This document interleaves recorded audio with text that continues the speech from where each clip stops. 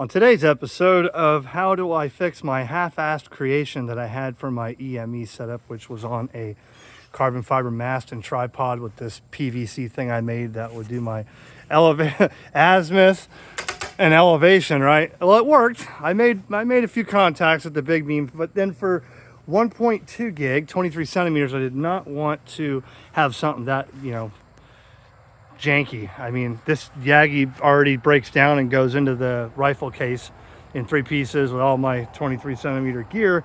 But I got my carbon fiber tripod and mast here, and I just found this on Amazon. So this is let me see if I lower this down. It's like a ball mount, see?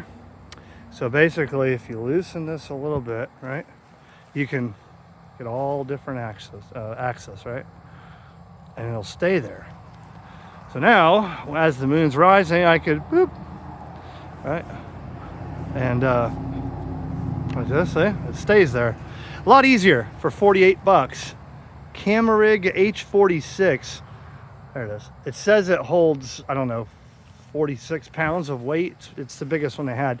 And it goes on, so the tripod had this piece here, which screws in, and it's got a quarter, what do you call it, quarter 20 something on the end of it.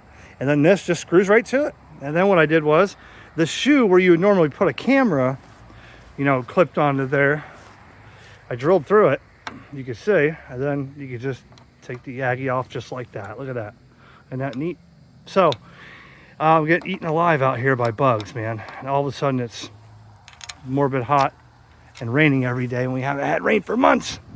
But there you go. So that's the little axis mount here. You can see I could, swivel it this way, or you can lock it down like this. And then if you loosen that, you have all different directions, even like that. So pretty cool, man.